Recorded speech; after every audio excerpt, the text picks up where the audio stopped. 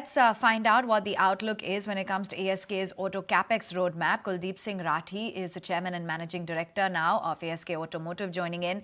Good to have you on board, Mr. Rathee. To begin with, when we're looking at your numbers on a year-on-year basis, your revenues have seen a decent jump, but margins in comparison have shrunk. So has the profit actually. So can you help us understand what's led to that? Is that largely due to the change in your product mix? No, good morning. Let me tell you that we told in the road shows and at the time of opening that we have set up a new plant with our largest investment so far of 315 crores so far in Karoli, Rajasthan.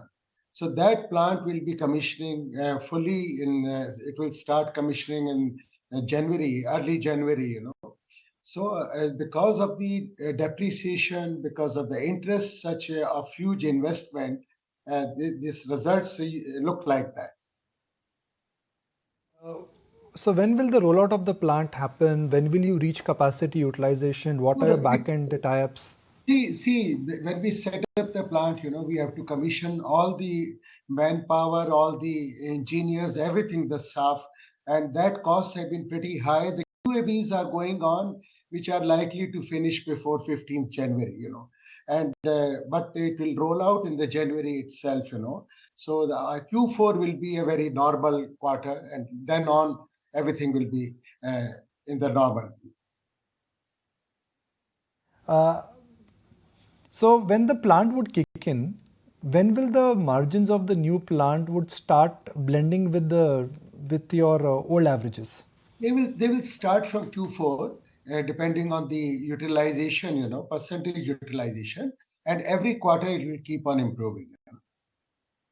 Because this plant, with such kind of investment, it will cater to the future growth of next 1.5 years or so,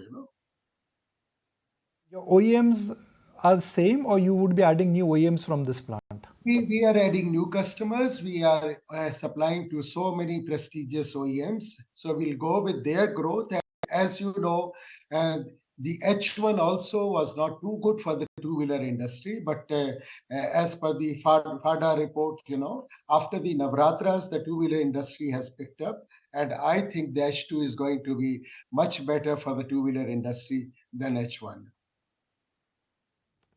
Are you also there in electric two-wheelers? Yeah, we are supplying to all the major players of the electric two-wheelers. We are very much there. Even electric two-wheelers, which saw a slowdown, once the FAME subsidies were cut. Now they have also started picking up, and things are looking much better. Give us your overall analysis of where you see the two-wheeler industry headed. Because, up until past year, it was all about passenger vehicles, and within that, it was all about SUVs.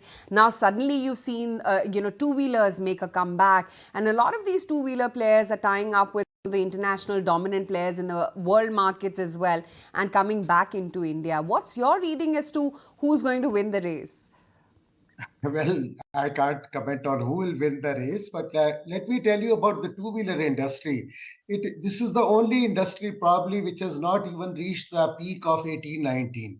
It is 10% less than that peak, So it has not grown for the last 4.5 years.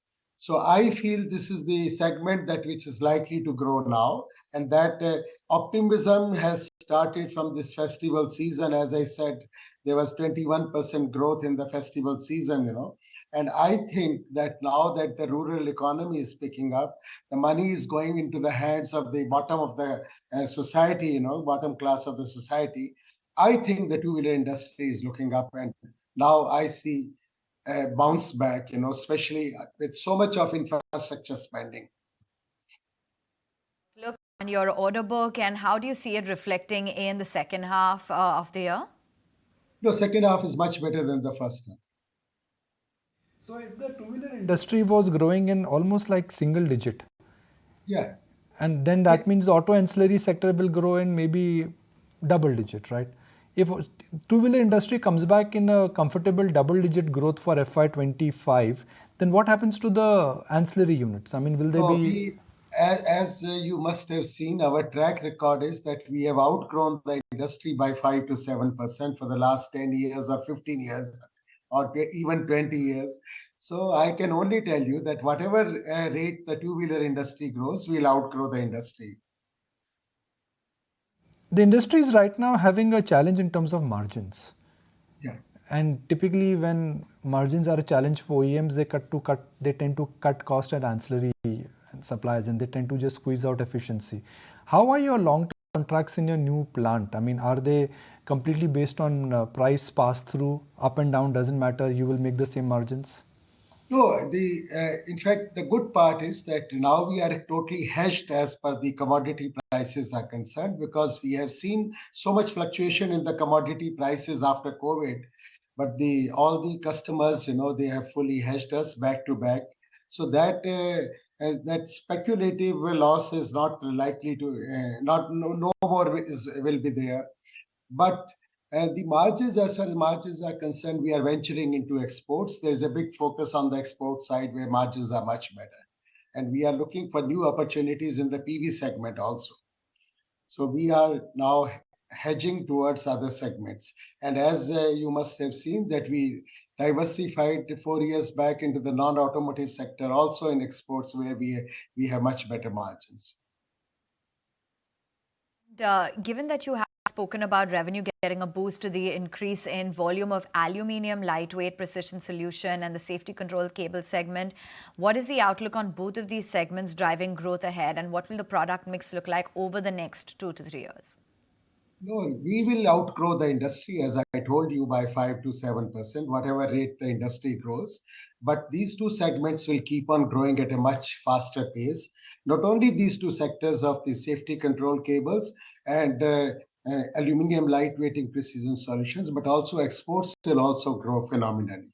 Phenomenally means much higher rate of growth. Mr. Rathee, great to have you on the show. Thank you so much for taking the time out. Thank you so much. Thank you for giving me this opportunity. Thank you. Good day. Okay.